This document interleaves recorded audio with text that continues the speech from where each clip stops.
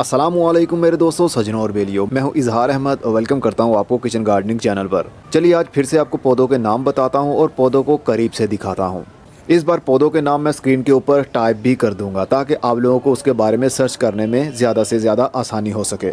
और बच्चों को ये वीडियो ज़रूर दिखाया करें ताकि उनको मोटिवेशन मिल सके, क्योंकि हमारे आने वाला कल का फ्यूचर हमारे बच्चे हैं। तो आज से उनके अंदर थोड़ा सा शौक़ होगा तो कल को वो शौक़ बढ़ भी सकता है। कार्टून भी दिखाइए, लेकिन ये चीज़ें साथ में ज़रूर दिखाया करें। ये है मैरीगोल्ड इंका। मैरीगोल्ड में और भी वैरायटीज़ आती हैं, देसी भी होती हैं, हाइब्रिड भी होती हैं, लेकिन ये हाइब्रिड आप देख रहे हैं। ये छोटे साइज़ का पौधा रहता है, छोटा कद रहता है, लेकिन उसके ऊपर जो फूल लगता है वो बड़े साइज़ का होता है। इसमें गोल्डन कलर, येलो कलर और ऑरेंज कलर, 3 रंग इनमें आते हैं। ये पौधा सर्दी के दिन में ही चलता है। अगर आप इसके बीज लगाना चाहें तो सितंबर से अक्टूबर के महीने में बीज डाले जाते हैं और इसको फूल लगना शुरू होते हैं। तकरीबन दिसंबर से जनवरी, फरवरी, मार्च के महीने तक इसको फूल लगते रहेंगे। ज़्यादा गर्मी होने की वजह से ये पौधे सर्वाइव नहीं कर पाते और मर जाते हैं। ये सीजनल पौधे हैं। ये पेटूनिया का पौधा है। पेटूनिया सर्दी के सीज़न का फूल है, यानी यूँ कहूँ पेटूनिया और पेंजी बादशाह हैं सर्दी के सीज़न के, तो गलत ना होगा। लेकिन अभी इसके ऊपर कोई फूल नहीं है क्योंकि अभी तो सीज़न शुरू हुआ है। इसको तकरीबन फरवरी से मार्च के महीने में बहुत सारे फूल लगेंगे। ये भी सीजनल पौधा है, इसमें भी काफ़ी सारे कलर्स आते हैं। ये जो पौधा आप देख रहे हैं, इस तरह के बहुत सारे मेरे पास पौधे पड़े हुए हैं, लेकिन कौन से रंग के फूल लगेंगे ये तो जब फूल निकलेंगे तब ही पता चलेगा। काफ़ी कलर्स आते हैं इनमें। ये पौधा है हाइबिस्कस स्टीलियेसस। ये एक परमानेंट पौधा है, दरख्त बन जाता है और इसको बहुत सारे फूल भी लगते हैं। पूरी गर्मी कभी भी इसको फूल लग सकते हैं। सर्दी के दिनों में भी समटाइम इसके पत्ते बिल्कुल नहीं गिरते। काफ़ी हार्डी प्लांट है, बहुत अच्छा लगता है आपके गार्डन में लगा हुआ। इसके लाल लाल रंग के पत्ते और ग्रीन कलर के पत्तों का कॉम्बिनेशन बहुत खूबसूरत लगता है। अगर इसको शेडी एरिया में लगाते हैं तो इसके पत्ते हल्के ग्रीन कलर में बदल जाएंगे। अगर इसको फुल धूप में लगाएंगे तो लाल रंग के पत्ते भी निकलेंगे, मेहरून कलर के भी और ग्रीन कलर के भी। तो ये पौधा आपके गार्डन की खूबसूरती को बढ़ा सकता है। ये है पेंसिल कैक्टस। पेंसिल की थिकनेस के बराबर इसकी टहनियाँ होती हैं जो नई निकलती हैं, और जैसे जैसे ये पौधा बड़ा होता जाएगा वैसे वैसे इसकी जो नीचे वाली ब्रांचेस हैं वो ग्रीन कलर में बदल जाएंगी। इसके पत्ते नहीं निकलते, बल्कि हल्का सा निशान होता है जैसे पत्ते निकल रहे हों, लेकिन जैसे ही वो थोड़े से बड़े होते हैं तो वो मोटी सी पेंसिल टाइप के पत्ते बन जाते हैं, यानी टहनियाँ।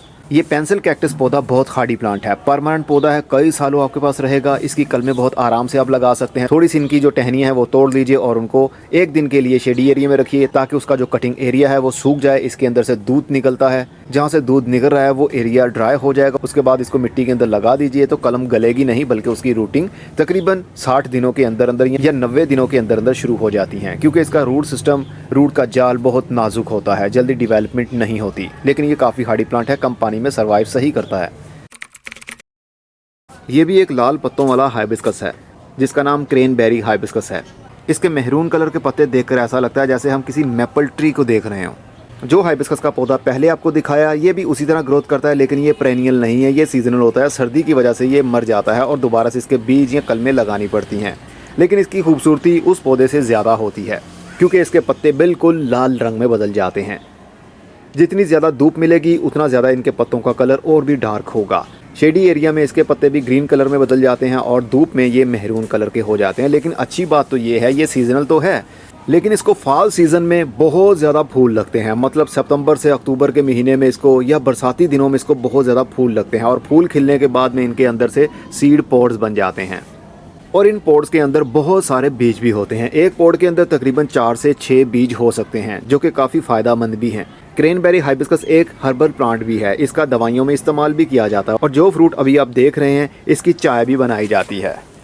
मतलब ये वाला जो फ्रूट था ये तो अब सूख गया है, पहले ये लाल रंग का था। इसको उतार कर इसका कहवा बनाकर भी पिया जाता है। हेल्थ बेनिफिट्स इसके अंदर भी बहुत ज़्यादा होते हैं, लेकिन हमने तो घरों की खूबसूरती बढ़ाने के लिए पौधे लगाने हैं, तो ये पौधा भी काफ़ी आइडियल है। लेकिन हर साल इसके नए बीज या नई कलमें लगा कर इनको आगे बढ़ाना पड़ता है।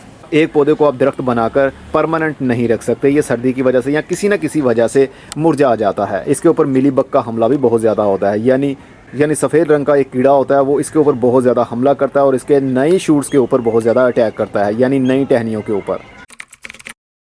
यह है डेज़ी वाइन का फूल।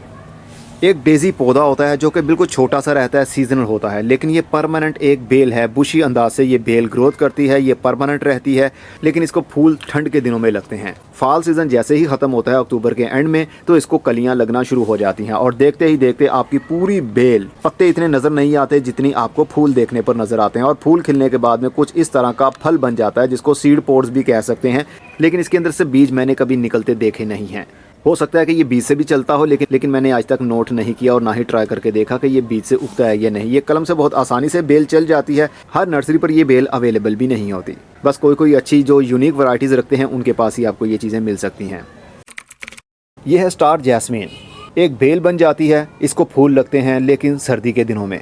फॉल सीज़न जैसे ही ख़त्म होता है, पतझड़ का मौसम ख़त्म होने के बाद इसको फूल लगना शुरू हो जाते हैं और तकरीबन फरवरी या मार्च के महीने तक इसको वक्त के साथ साथ इसी तरह फूल लगते रहेंगे, कलियां बनती रहेंगी। लेकिन ये बेल गर्मी के दिन में फूल नहीं दे, लेकिन ग्रोथ इसी तरह 12 महीने चलती रहेगी। ये परमानेंट बेल है, इसकी कलमें बहुत आसानी से चल जाती हैं, लेकिन फरवरी के महीने में या मार्च के महीने में इसकी कलमें लगाएं तो अच्छा रहेगा। ये है वेरीगेटेड कैना लिली। कैना लिली में दो तरह के पौधे आते हैं, एक सिर्फ ग्रीन पत्तों वाला और एक वेरीगेटेड पत्तों वाला। ये वेरीगेटेड है, इसके अंदर येलो लाइंस भी होती हैं और ग्रीन लाइंस भी। ये भी एक परमानेंट पौधा है और इसको हेज बनाने के लिए, बाउंड्री बनाने के लिए इस्तेमाल किया जाए तो बहुत अच्छा रहता है, क्योंकि इसको पानी ज़्यादा भी चाहिए और ये जल्दी मरता भी नहीं है। सर्दी हो गर्मी हो ये मरता नहीं है, लेकिन इसकी रूट्स जल्दी ही बाउंड हो जाती हैं। ये अभी एक छोटे से गमले के अंदर लगा हुआ है, जिसकी वजह से इसकी ग्रोथ रुक चुकी है, रूट्स बाउंड होने की वजह से। इसीलिए इसके नए पत्ते भी नहीं आ रहे और जो पुराने पत्ते लगे हुए हैं उनके ऊपर भी काफ़ी स्ट्रेस आ रहा है, उनके पत्ते ब्राउन हो रहे हैं। ये ज़मीन के अंदर से बहुत ज़्यादा पप्स निकालता रहेगा। इतने लश ग्रीन पत्ते होते हैं कि देखकर दिल भी खुश हो जाता है, लेकिन इसको प्रॉपर स्पेस चाहिए। छोटे गमले के अंदर ये ज़्यादा लंबे अरसे के लिए नहीं चल सकता।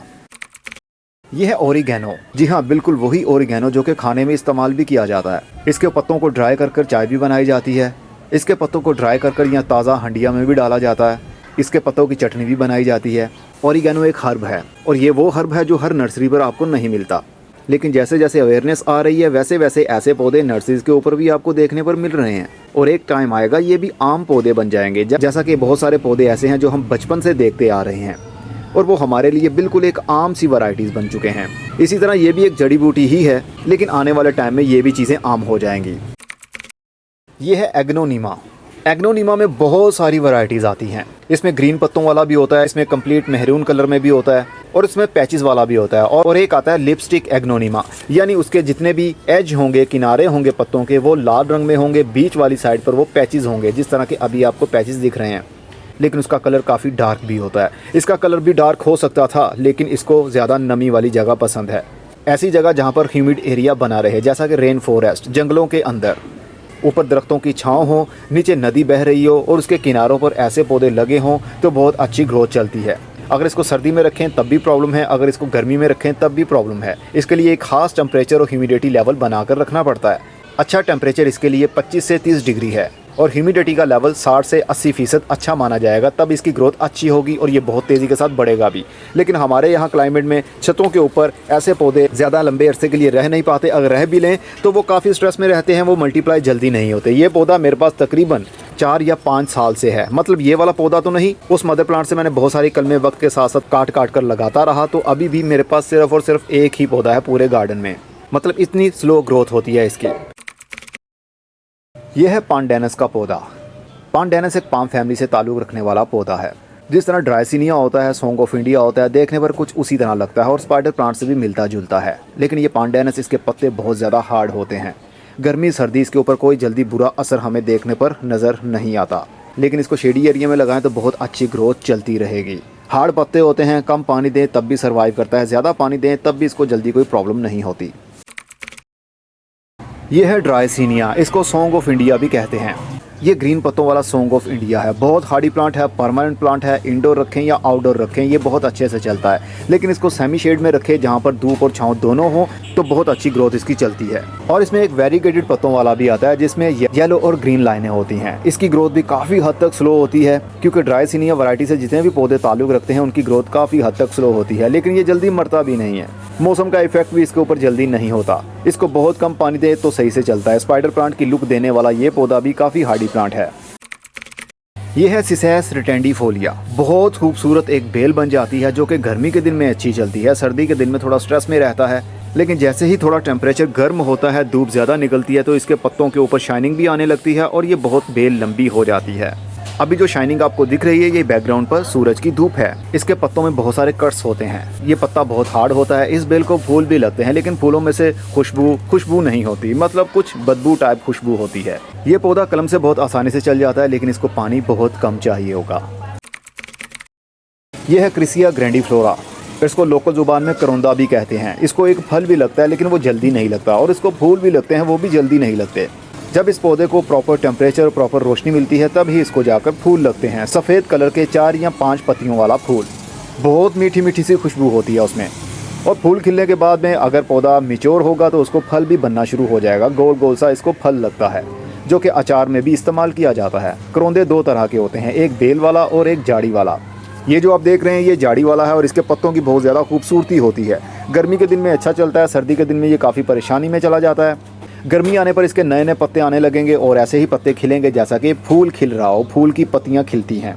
ये भी एक आम सा पौधा है, हर नर्सरी पर आपको आसानी से मिल जाता है। और इस पौधे को कौन नहीं जानता। जी हाँ, मेरी पसंदीदा पौधा, जो कि परमानेंट भी होता है और सीजनल भी होता है। यानी अगर बहुत ज़्यादा ठंड इसको मिल जाए तो इसके पत्ते सारे गिर जाते हैं। समटाइम ओवर वाटरिंग की वजह से सर्दी के दिनों में इस पौधे की जान भी चली जाती है। वैसे ये गर्मी के दिन में शेडी एरिया में बहुत अच्छे से चलता है। इतने लश ग्रीन पत्ते और बड़े बड़े साइज़ के पत्ते बन जाते हैं कि देखकर फिर से दिल खुश हो जाता है। इस पौधे की टहनियाँ लाल रंग में बदल जाती हैं, देखने पर और भी खूबसूरत लगती हैं। इसकी कलम भी आप वक्त के साथ साथ लगा सकते हैं। गर्मी के सीज़न में कभी भी इसकी कलमें लगाई जा सकती हैं। छोटी स्पेस में लगाएं, बड़ी स्पेस में लगाएं, ये पौधा अच्छे से चलता है। लेकिन ये परमानेंट पौधा समझकर आपने नहीं लगाना। अगर आपके घर में बहुत ज़्यादा अंधेरा है तब भी ये सर्वाइव नहीं कर पाएगा। अगर बहुत ज़्यादा ओपन एरिया यानी फुल धूप आती है पूरे दिन की, तब भी ये सर्वाइव नहीं कर पाएगा। एक एग्नोनिमा मैंने दिखाया था जो अभी आपको बैकग्राउंड पर दिख रहा है, और एक एग्नोनिमा जो कि अभी आपको फ्रंट पर दिख रहा है। इसको कहते हैं एवरग्रीन एग्नोनिमा। ग्रीन और सिल्वर रंग का कॉम्बिनेशन, बहुत खूबसूरत पत्ते लगते हैं। ये एवरग्रीन है, काफ़ी हार्डी प्लांट है। ये डिवाइड भी होता है और ग्रोथ भी इसकी तेज़ी के साथ बढ़ती है। किसी भी क्लाइमेट के हिसाब से, हमारे लाहौर के क्लाइमेट के हिसाब से भी ये अच्छा चलता है। ये भी जगह जगह से ज़मीन के अंदर से पप्स निकालता रहेगा और देखते ही देखते आपके पास बहुत सारे पौधे बन सकते हैं। जो लाल रंग वाला एग्नोनिमा दिखाया, उसका थोड़ा ग्रोथ का इशू बनता है, स्लो होती है ग्रोथ उसकी। और इस पौधे को कौन नहीं जानता जनाब। जी हाँ, एस्पैरागस मैरी। एक सादी एस्पैरागस आती है और एक एस्पैरागस मैरी। इसको फॉक्सटेल फर्न भी कहते हैं। मतलब इस पौधे की टहनियाँ और पत्ते ऐसे उगते हैं जैसा कि एक लोमड़ी की दुम होती है। देखने पर दूर से ऐसा ही लगता है, इसीलिए इसका नाम फॉक्सटेल फर्न रखा है। ये भी काफ़ी हार्डी प्लांट है और परमानेंट प्लांट है। कई सालों आपके पास रह सकता है और एक पौधे से आपके पास हज़ारों पौधे बन सकते हैं। ये पप्स ज़मीन के अंदर से नहीं निकालता, बल्कि इसका रूट बॉल हमें काटना पड़ता है। 3 से 4 हिस्से बना लीजिए, हर हिस्से को अलग अलग गमले के अंदर लगा दीजिए तो इसके पौधे बनना शुरू हो जाते हैं। ये बीज से भी उगता है, इसको बीज भी लगते हैं। लाल रंग के इसको फ्रूट लगता है, वो भी गर्मी के दिनों में। सर्दी के दिनों में ये काफ़ी स्ट्रेस में रहता है। अगर इसको ज़्यादा स्पेस देंगे तो बहुत अच्छी ग्रोथ करेगा और लश ग्रीन पत्ते भी निकालता रहेगा। आज की वीडियो में बस इतना ही। अगली वीडियो में फिर मिलेंगे, तब तक के लिए अपने बहुत सारा ख्याल रखिएगा। खुदा हाफिज़।